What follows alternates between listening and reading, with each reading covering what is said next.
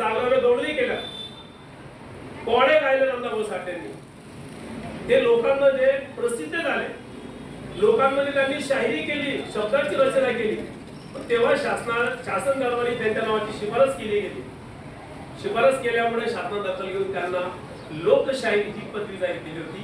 तेव्हापासून अण्णाभाऊ साठे लोकशाहीर अण्णाभाऊ साठे म्हणून अंमलात आणले गेले।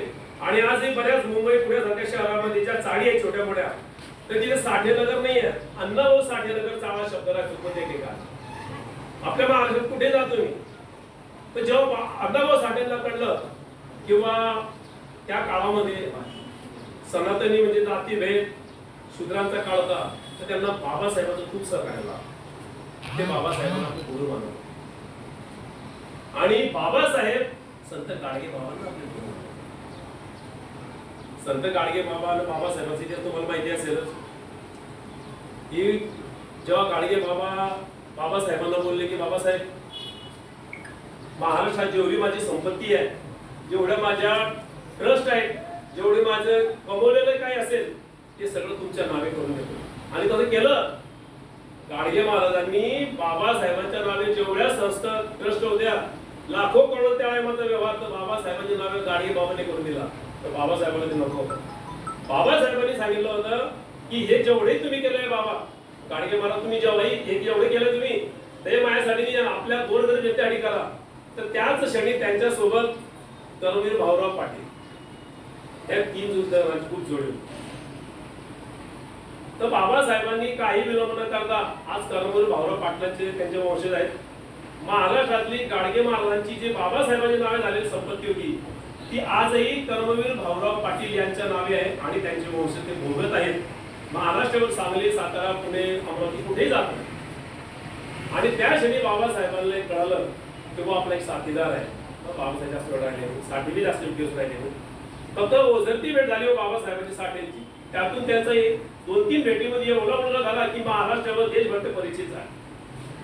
तर सांगायचा अर्थ असा आहे की आपण अण्णाभाऊ साठेचं आहे की काम बनवतो, त्या मोठमोठे ज्यांनी काम बनवते की आपल्या त्याला एक वेगळी चालना मिळते, प्रेरणा मिळते, उत्साह वाढतो आणि आपल्यामध्ये जे विखुरलेला समाज आहे हा पण तो एक करण्याचा प्रयत्न करत असतो। काही ठिकाणी संघर्ष चालू आहे।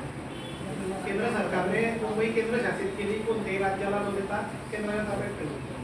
मराठी लोकांनी मुंबई महाराष्ट्रात आणण्यासाठी आंदोलन चालू केलं। त्या आंदोलनाचे प्रमुखांपैकी एक अण्णाभाऊ साठे होते। त्यांनी त्यांच्या लोकशाहीच्या माध्यमातून, कवितांच्या माध्यमातून त्यावेळेचा मराठी समाज जागृत केला। मुंबई महाराष्ट्रात आणण्यासाठी 107 हुतात्मे आपले शहीद झाले होते। त्या आंदोलनाने पूर्व दिल्लीमध्ये त्या काळात 25 लाख मराठी लोकांचा मोर्चा निघाला होता। तेव्हा त्या शाहीर जेव्हा अण्णाभाऊ साठे हे करायचे, आपले पोवाडे यायचे महाराष्ट्राचे, तेव्हा दिल्लीतले शीख आणि जाट लोक पाहिजे तो बिगर लाऊडस्पीकरने एवढा आवाज 25 लाख लोकांपर्यंत पोहोचतो। कोण माणूस आहे? अण्णाभाऊ साठे आणि शाहीर अमर शेख असे 2 शाहीर होते। संयुक्त महाराष्ट्र आंदोलनाचे 7 होते मेन महापुरुष, त्यामध्ये अण्णाभाऊ साठे मुंबई महाराष्ट्रात आणून त्यांनी आपल्या राज्यावर मोठे उपकार केले। संपूर्ण बहुजन लोकांवर त्यांचे खूप मोठे उपकार आहे। आपण त्यांनी दिलेली वाटचाल घरापर्यंत वाटचाल आपण सर्वांची सामाजिक सलोखा टिकवून ठेवा, शंभर शासन आहे त्यावर टिकवून ठेवा। तुमच्या समाजाने काही अडचणी